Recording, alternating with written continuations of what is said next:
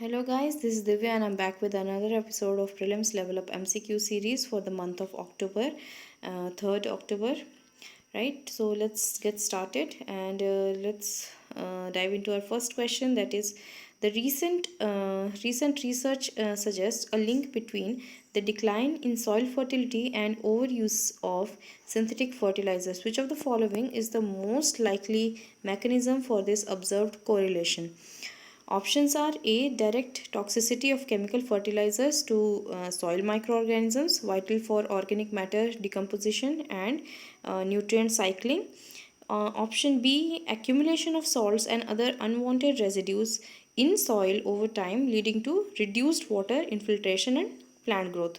C. Over reliance on specific nutrients from fertilizers disrupt the natural balance of soil nutrients, hindering plant uptake of essential elements. And D. Increased leaching of nutrients from fertilized soils contaminates water bodies, leading to algal blooms and ecological imbalances. So, attempt to answer this question, guys. Now let us see the answer. It is C. So all the options given are, they contribute to soil degradation, but the disruption of natural nutrient balance is primarily the key for reduced fertility. And excessive use of specific nutrients like nitrogen disrupts the availability of other essential elements, and this limits the plant growth and uptake also. Second MCQ, the concept of bioremediation involves using living organisms to clean up contaminated environments. Consider the following potential applications of bioremediation. So, A. Degrading oil spills through the action of specialized bacteria that break down hydrocarbons. B. Removing heavy metals from polluted soil using plants known for hyperaccumulation capabilities. And C. Treating wastewater in natural wetlands that harbor diverse microbial communities. So which of the above statements are true? Okay, set of the statements. So option A and B only, option B, A and C only, option C, B and C only, and D option is all the statements are true. So take your time, try to attempt this question and give your answers.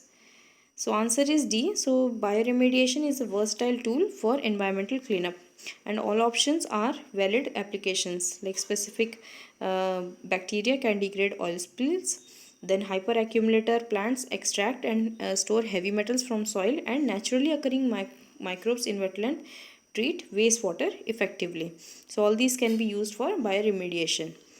Third MCQ, recent developments in genetic engineering technology raises concern about the potential risk of GMO, that is genetically modified organisms. Which of the following is not considered a potential risk associated with GMOs? A. Unforeseen ecological consequences of introducing genetically modified organisms into natural ecosystems. B. The potential for increased reliance on monoculture farming practices and associated biodiversity loss. C. Ethical concerns regarding the manipulation of organisms and potential disruption of natural gene pool. D.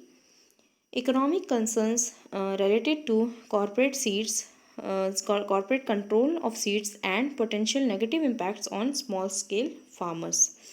So guys, now attempt this question. Let us see the answer. So A, all the options do raise concern about the GMOs, but the unforeseen ecological consequences are not guaranteed for all GMOs, right? So however, they are potential risk to biodiversity, GMOs. Okay, now the fourth MCQ. So while the Montreal Protocol effectively reduced CFCs and slowed ozone depletion, achieving similar success for another for other environmental issues like plastic pollution has proved more difficult. Which of the following factors make plastic pollution a uniquely challenging environmental problem compared to ozone depletion? So what they are trying to say is ozone depletion has is getting controlled somehow, but the plastic pollution is the thing that is not at all getting solved. Okay, so what are the factors which are contributing to that? So the options are: A, the lack of a single readily identifiable culprit like CFCs for ozone depletion, as plastic pollution involves diverse sources and materials. B, the absence of a clear and immediate threat to human health from plastic pollution compared to the health risk associated with ozone depletion. See, the widespread use and diverse applications of plastic in daily life, making transitioning away from them significantly more complex than phasing out CFCs. Option D, the difficulty in measuring and monitoring the impacts of plastic pollution across various ecosystems and environments compared to relatively straightforward measurement of ozone levels in the atmosphere. Okay, so now let us see the answer. So answer C is the correct one. It is the most appropriate one. All the factors are at play, and the pervasiveness of plastics in everyday life is the most unique challenge, right? So CFCs were, we were able to phase out somehow. Okay, but the plastic is like we use it everywhere, and CFCs had a specific industrial use and which made them replacement easier, but plastic touches nearly every aspect of life and necessitating the comprehensive changes in production, um, consumption and waste management systems, right?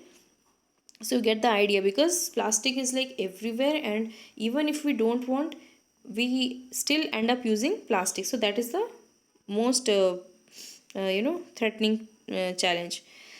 Now the final MCQ. Recent research suggests a link between rising global temperatures and increased forest fires.